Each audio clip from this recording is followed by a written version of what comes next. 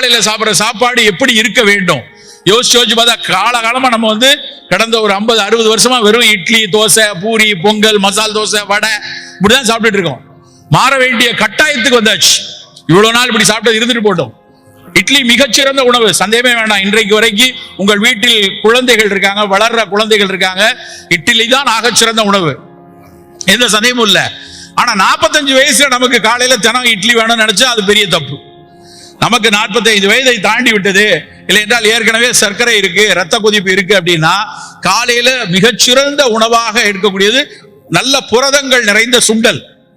நான் நேற்று மாலை ஒரு கட்டுரை படித்துக் கொண்டிருந்தேன். அந்த கட்டுரை வந்து ஒரு இதுல ரயில்ல வரும்போது படித்த கட்டுரை.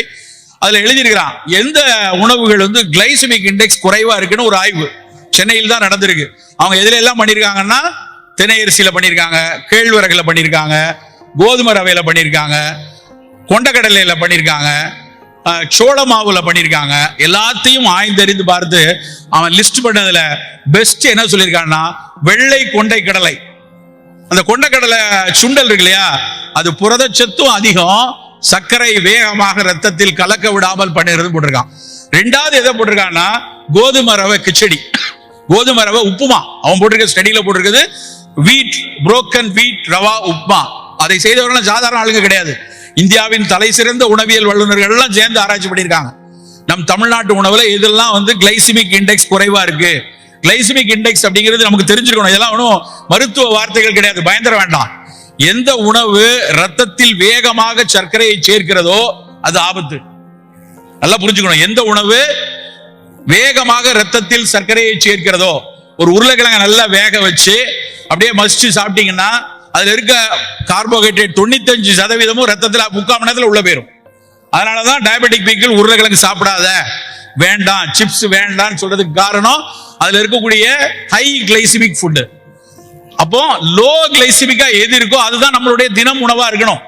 லோ கிளைசிமிக்கா இருக்கிறதுல தான் அந்த கோதுமை ரவை உப்புமா சொல்றோம், சுண்டலை சொல்கிறோம்.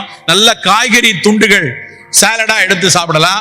எல்லா பழங்களை போட்டு ஒவ்வொரு நாள் ஒரு ஸ்மூதியாகவோ இல்லைன்னா பழச்சாறாகவோ எடுத்துக்கொள்ளலாம். நம்ம ஊர்ல மிக மிக முக்கியமான பிரச்சனை என்ன அப்படின்னா, புரதம் சாப்பிடுறது ரொம்ப குறைவு. அதுவும் குறிப்பா வெஜிடேரியனா இருந்தா புரதம் வந்து ரொம்ப ரொம்ப கம்மியா எடுக்கிறோம்.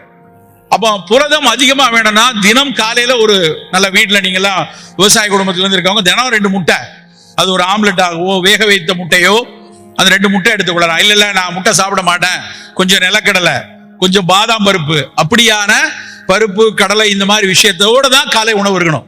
ஸோ காலை உணவு அப்படின்னா சுண்டல், ஒரு கப்பில் சூப்பு, இல்லைன்னா வந்து நல்ல நிலக்கடலை இல்ல கொண்டக்கடலை இல்ல ஒரு பாதாம் பருப்பு, 2 ஆம்லெட். இப்படிதான் ஒரு மீட்டிங்ல அப்படி சொன்ன உடனே ஒருத்தர் இருந்துச்சு கேட்கிறாரு, சார் இதெல்லாம் பிஃபோர் ஃபுட்டா ஆஃப்டர் ஃபுட்டா?